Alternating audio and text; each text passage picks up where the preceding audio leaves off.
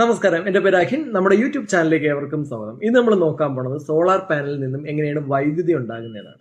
അപ്പോൾ അതിന് വേണ്ടിയിട്ട് ആദ്യം തന്നെ നമുക്കൊരു സോളാർ സെല്ല് എങ്ങനെയാണ് നിർമ്മിച്ചിരിക്കുന്നതെന്ന് നോക്കണം. അതിന് വേണ്ടിയിട്ട് നമുക്കൊരു സെല്ല് എടുത്ത് തന്നെ രണ്ടായിട്ട് മുറിക്കാം. അതായത് നമുക്ക് ഈ ഫിഗറിൽ കാണുന്നത് പോലെ, ഫിഗർ 2 കാണുന്നത് പോലെ അതിൻ്റെ നടുവിലൂടെ കട്ട് ചെയ്യണം, അതിൻ്റെ ക്രോസ് സെക്ഷൻ എടുക്കണം. എങ്കിൽ മാത്രമേ സോളാർ സെല്ലിൽ എന്തൊക്കെയാണ് വെച്ചിരിക്കുന്നത് അല്ലെങ്കിൽ എങ്ങനെയാണ് അത് കൺസ്ട്രക്ട് ചെയ്തിരിക്കുന്നത് നമുക്ക് മനസ്സിലാകത്തുള്ളൂ. അപ്പോൾ അതിന് വേണ്ടിയിട്ട് നമുക്ക് ഫിഗർ 3 ഒന്ന് നോക്കുമ്പോൾ മനസ്സിലാവും. ഒരു സോളാർ സെല്ലിനെ നമ്മൾ രണ്ടായിട്ട് കട്ട് ചെയ്ത് അതിൻ്റെ ക്രോസ് സെക്ഷൻ വ്യൂയിലൂടെ നോക്കുമ്പോൾ ഒരു ഇമേജാണ് ആ ഫിഗർ 3 കാണിച്ചിരിക്കുന്നത്.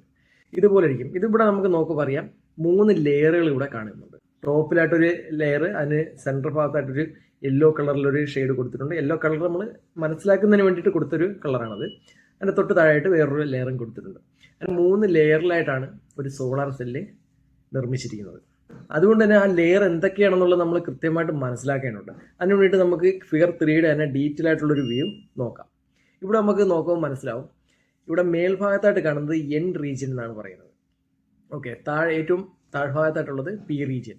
നമുക്ക് വേണമെങ്കിൽ എൻ പ്ലേറ്റ് അല്ലെങ്കിൽ പി പ്ലേറ്റ് അങ്ങനെ നമുക്ക് പെട്ടെന്ന് മനസ്സിലാകുന്നതിന് വേണ്ടിയിട്ട് നമുക്ക് എടുക്കാം. ഓക്കെ, ഇതിൻ്റെ സെൻറ്റർ ഭാഗത്തായിട്ടൊരു പോർഷൻ ഉണ്ട്. അത് യെല്ലോ കളർ നമ്മൾ ഷെയ്ഡ് വെച്ചിരിക്കുന്ന ഒരു പോർഷൻ. അതിനെ പറയുന്നതാണ് പി എൻ ജംഗ്ഷൻ അല്ലെങ്കിൽ ഡിപ്ലീഷൻ ലെയർ എന്ന് പറയും. അതായത് എൻ എന്ന് പറയുന്നൊരു പ്ലേറ്റും പി എന്ന് പറയുന്നൊരു പ്ലേറ്റും തമ്മിൽ ബോണ്ട് ചെയ്ത് വെച്ചിരിക്കുകയാണ്. അപ്പോൾ ആ ബോണ്ടിങ്ങിനുള്ള ആ ഏരിയ ഒട്ടിയിരിക്കുന്ന ഭാഗം, സെൻറ്റർ ഭാഗം, അതിനെയാണ് പി എൻ ജംഗ്ഷൻ എന്ന് പറയുന്നത് അല്ലെങ്കിൽ ഡിപ്ലീഷൻ ലെയർ എന്ന് പറയുന്നത്.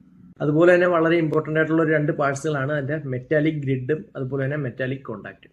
അതായത് മെറ്റാലിക് ഗ്രിഡ് എൻ പ്ലേറ്റിന് മേളിലായിട്ടാണ് അല്ലെങ്കിൽ എൻ റീജിയന് മേളിലായിട്ടാണ് മെറ്റാലിക് ഗ്രിഡ് ഉണ്ടാകുക. എന്നാൽ മെറ്റാലിക് കോണ്ടാക്റ്റ് ഉണ്ടാകുന്നത് പി റീജിയനിലുമാണ്. ഓക്കെ, അപ്പോൾ ഒരു സോളാർ സെല്ലിൽ നിന്നും എങ്ങനെയാണ് വൈദ്യുതി ഉണ്ടാകുന്നത് മനസ്സിലാക്കണമെങ്കിൽ നമുക്ക് ഈ ഒരു ക്രോസ് സെക്ഷൻ അല്പം വലുതാക്കി വരയ്ക്കാം. ഇതുപോലെ ഇവിടെ നോക്കുമ്പോൾ നമുക്ക് മനസ്സിലാവും. അതായത് ഫിഗർ 4 നമുക്ക് നോക്കുമ്പോൾ മനസ്സിലാവും. ഇവിടെ കുറച്ച് ഇലക്ട്രോൺസ് ഉണ്ട്. അതായത് പി റീജിയനിൽ പോസിറ്റീവ് ചാർജ് കൂടുതലുണ്ട്, അതുപോലെ തന്നെ നെഗറ്റീവ് ചാർജ് കുറച്ചുമാണുള്ളത്. അതായത് മെജോറിറ്റി ഇലക്ട്രോൺസ് എന്ന് പറയുന്നത് അല്ലെങ്കിൽ ചാർജ് എന്ന് പറയുന്നത് പി റീജിയനിൽ പോസിറ്റീവും മൈനോറിറ്റി എന്ന് പറയുന്നത് നെഗറ്റീവ് ചാർജുമാണ്. എന്നാൽ എൻ റീജിയനിലേക്ക് പോകുമ്പോഴേക്കും അവിടുത്തെ മെജോറിറ്റി ചാർജ് എന്ന് പറയുന്നത് നെഗറ്റീവും മൈനോറിറ്റി എന്ന് പറയുന്നത് പോസിറ്റീവ് ചാർജുമാണ്. നമുക്ക് സോളാറിൽ നിന്നും വൈദ്യുതി ലഭിക്കണമെങ്കിൽ നമുക്ക് ഈ പി എൻ ജംഗ്ഷനകത്തേക്ക് സൺലൈറ്റ് വന്ന് സ്ട്രൈക്ക് ചെയ്യണം. എങ്കിൽ മാത്രമേ നമുക്ക് അവിടെ ഇലക്ട്രോൺസ് ഡെവലപ്പ് ആകത്തുള്ളൂ. ഇവിടെ ഉണ്ടാകുന്ന ഇലക്ട്രോൺസ് ആണ് ഈ പി റീജിയനിലേക്കും എൻ റീജിയനിലേക്കും പോയിട്ട് മെറ്റാലിക് ഗ്രിഡ് വഴിയും മെറ്റാലിക് കോണ്ടാക്ട് വഴിയും നമ്മളെ ലോഡിലേക്ക് പോകുന്നത്. അപ്പോൾ അതെങ്ങനെയാണെന്നുള്ളത് നമുക്ക് നോക്കാം. നമുക്കിവിടെ നോക്കുമ്പോൾ പറയാം. ഇവിടെ നമുക്ക് സൺലൈറ്റ് നേരെ വന്ന് പി എൻ ജംഗ്ഷനിലേക്കാണ് സ്ട്രൈക്ക് ചെയ്യുന്നതായിട്ട് കാണിച്ചിരിക്കുന്നത്. ആക്ച്വലി നമുക്ക് സൺലൈറ്റ് വന്ന് ഫസ്റ്റ് സ്ട്രൈക്ക് ചെയ്യുന്ന പി എൻ ജംഗ്ഷനിലല്ല. കാരണം എന്താണെന്നുള്ളത് നമുക്കറിയാം. പി എൻ ജംഗ്ഷൻ എന്ന് പറയുന്നത് പി റീജിയൻ്റെയും എൻ റീജിയൻ്റെയും നടുവിലായിട്ടുള്ളൊരു പോർഷനാണ്. അപ്പോൾ ഇതിൻ്റെ ടോപ്പ് പോർഷനിൽ വരുന്ന ഒരു സോളാർ സെല്ല് എടുക്കുമ്പോൾ അതിൻ്റെ ടോപ്പ് പോർഷനിലായിട്ട് വരുന്നത് എൻ റീജിയനാണ്. എൻ റീജിയനിലേക്ക് സൺലൈറ്റ് വന്ന് വീണതിന് ശേഷം ഇതിലേക്ക് പോയി സ്ട്രൈക്ക് ചെയ്യുന്നത്. അപ്പോൾ അങ്ങനെയാണ് അവിടെ നിന്നൊരു ഇലക്ട്രോൺസ് ഡെവലപ്പ് ആകുന്നത്. അത് നമുക്ക് നോക്കാം എങ്ങനെയാണെന്നുള്ളത്. അതുകൊണ്ടാണ് സോളാർ സെല്ലിൻ്റെ ഒരു ക്രോസ് സെക്ഷൻ എടുത്തപ്പോഴേക്കും എൻ റീജിയൻ്റെ സൈസ് കുറച്ചും പി റീജിയൻ്റെ സൈസ് അല്പം വലുതുമായിട്ട് വരച്ചിരിക്കുന്നത്. അങ്ങനെയാണ് അത് കൺസ്ട്രക്ട് ചെയ്തിരിക്കുന്നത്. അങ്ങനെ തന്നെയാണ്. അപ്പോൾ തിരിച്ചിതിലേക്ക് വന്നു കഴിഞ്ഞാൽ നമ്മൾ പറഞ്ഞിട്ടുണ്ട് സൺലൈറ്റ് വന്ന് പി എൻ ജംഗ്ഷനിൽ സ്ട്രൈക്ക് ചെയ്യപ്പോഴാണ് അവിടെ ഇലക്ട്രോൺസിൻ്റെ ഡെവലപ്മെൻറ്റ് ഉണ്ടാകുന്നത് അല്ലെങ്കിൽ ഒരു ജനറേഷൻ ഉണ്ടാകുന്നത് നമ്മൾ പറഞ്ഞിട്ടുണ്ട്. അപ്പോൾ അതിൻ്റെ ഒരു ഇമേജാണ് നമ്മളിവിടെ കൊടുത്തിരിക്കുന്നത്. ഇവിടെ നോക്കുമ്പോൾ നമുക്ക് മനസ്സിലാവും സൺലൈറ്റ് വന്ന് സ്ട്രൈക്ക് ചെയ്യുന്ന സമയത്ത് ഇവിടെ പോസിറ്റീവും നെഗറ്റീവും ചാർജുകൾ ഡെവലപ്പ് ആവാൻ തുടങ്ങും. അപ്പോൾ പി എൻ ജംഗ്ഷനിൽ ഇങ്ങനെ ഇലക്ട്രോൺസ് ക്രിയേറ്റ് ആവുന്ന സമയത്ത് അല്ലെങ്കിൽ ജനറേറ്റ് ആവുന്ന സമയത്ത് പി റീജിയനിലും എൻ റീജിയനിലും വേറൊരു പ്രോസസ്സ് നടക്കും. അതെന്തെന്ന് വെച്ച് കഴിഞ്ഞാൽ നമുക്ക് ഈ ഒരു ഇമേജ് നോക്കുമ്പോൾ മനസ്സിലാവും. അതായത് പി റീജിയനിലെ മൈനോറിറ്റി ചാർജായ നെഗറ്റീവ് ചാർജ് പി എൻ ജംഗ്ഷനിലേക്ക് വരും. അതായത് പി എൻ ജംഗ്ഷൻ്റെ അടുത്തേക്ക് മൂവ് ചെയ്യാൻ തുടങ്ങും. അതുപോലെ തന്നെ എൻ റീജിയനിലെ മൈനോറിറ്റി ചാർജായ പോസിറ്റീവ് ചാർജ് പി എൻ ജംഗ്ഷനിലേക്ക് മൂവ് ആകാൻ തുടങ്ങും. അപ്പോൾ ഇങ്ങനെ മൂവായി പി എൻ ജംഗ്ഷന് സമീപത്തായിട്ടൊരു ബാരിയർ പോലെ ഇത് ആക്ട് ചെയ്യും. എന്തിനാണ് ആ ബാരിയറായിട്ട് ആക്ട് ചെയ്യുന്നതെന്ന് വെച്ച് കഴിഞ്ഞാൽ നമുക്കറിയാം പി റീജിയനിൽ നെഗറ്റീവ് ചാർജാണ് ഒരു ബാരിയറായിട്ട് നിൽക്കുന്നത്. അപ്പോൾ അവിടെ സംഭവിക്കുന്നത് എന്താണ്? പി എൻ ജംഗ്ഷനകത്ത് ക്രിയേറ്റ് ആയിട്ടുള്ള പോസിറ്റീവ് ചാർജിനെ ഇത് അട്രാക്ട് ചെയ്യാൻ തുടങ്ങും. അതുപോലെ തന്നെയാണ് എൻ റീജിയനിലെ പോസിറ്റീവ് ചാർജ് ആണ് ഒരു ബാരിയറായിട്ട് നിൽക്കുന്നത് പി എൻ ജംഗ്ഷൻ അടുത്തായിട്ട്. അപ്പോൾ ഈ പി എൻ ജംഗ്ഷനുള്ളിൽ നെഗറ്റീവ് ചാർജിനെ അട്രാക്ട് ചെയ്യാൻ തുടങ്ങും. അപ്പോൾ ഇങ്ങനെ അട്രാക്ട് ചെയ്യുമ്പം നെഗറ്റീവ് പ്ലേറ്റ് അതായത് എൻ റീജിയനകത്ത് നെഗറ്റീവ് ചാർജിൻ്റെ എണ്ണം കൂടാൻ തുടങ്ങും. അപ്പോൾ നമുക്ക് സ്വാഭാവികമായിട്ടൊരു സംശയം തോന്നും, ഈ പോസിറ്റീവ് ചാർജ് എൻ റീജിയനിലേക്ക് പോകില്ലേ അല്ലെങ്കിൽ നെഗറ്റീവ് ചാർജ് പി റീജിയനിലേക്ക് പോകില്ലേ എന്നുള്ളത്.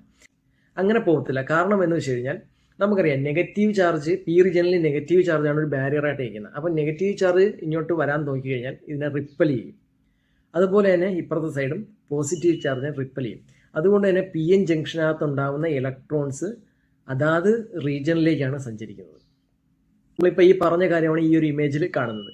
ഇതിൽ പോസിറ്റീവ് ചാർജ് പി റീജിയനിലേക്കും നെഗറ്റീവ് ചാർജ് എൻ റീജിയനിലേക്കും മൂവ് ആവാൻ തുടങ്ങും. അപ്പോൾ ഇങ്ങനെ ഉണ്ടാകുന്നതിൻ്റെ അടിസ്ഥാനത്തിൽ നമുക്ക് എൻ റീജിയനിലെ നെഗറ്റീവ് ചാർജും പി റീജിയനിലെ പോസിറ്റീവ് ചാർജിൻ്റെയും എണ്ണത്തിലുണ്ടാകുന്ന ഡിഫറൻസിനെയാണ് നമുക്ക് പൊട്ടൻഷ്യൽ ഡിഫറൻസ് എന്ന് പറയുന്നത്, അല്ലെങ്കിൽ വോൾട്ടേജ് എന്ന് പറയാൻ പറ്റുന്നത്.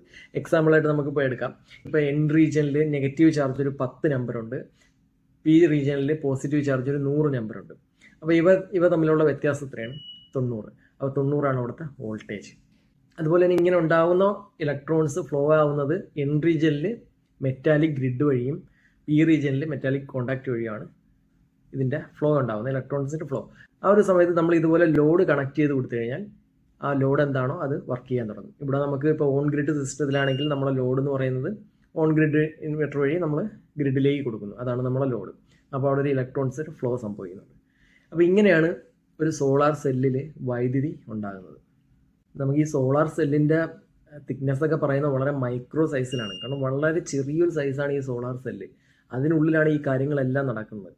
അതുകൊണ്ട് തന്നെ ഈ സെല്ലിൽ എന്തെങ്കിലും ഒരു ഫോൾട്ട് സംഭവിച്ചാൽ, എന്തെങ്കിലും ഒരു പ്രഷർ, ഒരു അഡീഷണൽ പ്രഷറെല്ലാം വന്നിട്ട് ഇത് ഡാമേജ് സംഭവിച്ചു കഴിഞ്ഞാൽ ഇതിൽ ഈ പാനലിൻ്റെ തന്നെ എഫിഷ്യൻസിയെ ബാധിക്കും. അത് നമ്മൾ ഇത്തരം കാര്യങ്ങളൊക്കെ പഠിക്കുന്നത് എന്താണെന്ന് വെച്ച് കഴിഞ്ഞാൽ നമുക്കൊരു സോളാർ പാനൽ കൃത്യമായിട്ട് തന്നെ ഹാൻഡിൽ ചെയ്യുന്നതിന് വേണ്ടിയിട്ടാണ്. നമുക്ക് എങ്ങനെയെങ്കിലും ഇൻസ്റ്റാൾ ചെയ്തിട്ട് പോയാൽ പോരാ.